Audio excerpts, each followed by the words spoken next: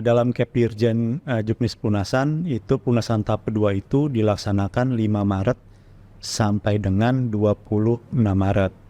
Tahap kedua itu satu peruntukannya untuk jemaah yang gagal sistem atau gagal pembayaran dikarenakan banyak sebab ya.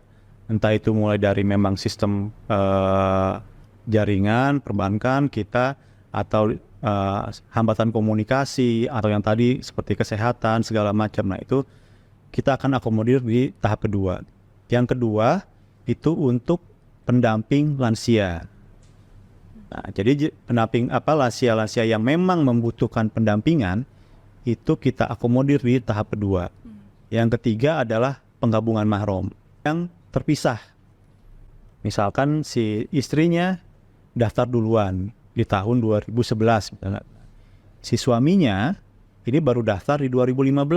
Nah, otomatis keberangkatannya terpisah. Nah, nanti si suaminya tadi yang terpisah ini dapat diakomodir di pelunasan tahap kedua. Yang di tahap 1 ini ternyata ada jemaah yang disabilitas. Nah, ini boleh mengajukan pendampingan.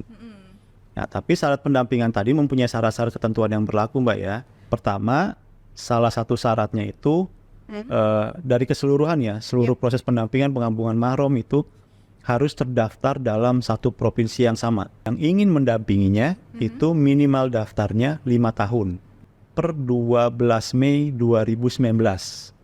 Jadi kalau didaftar 13 Mei akan tertolak oleh sistem Siskohat. Pendampingan tadi itu kalau pendampingan lansia itu adalah anak dan menantu. Kalau penggabungan mahram, kalau ada suami istri yang terpisah atau anak orang tua bisa mengajukan ke penggabungan mahram.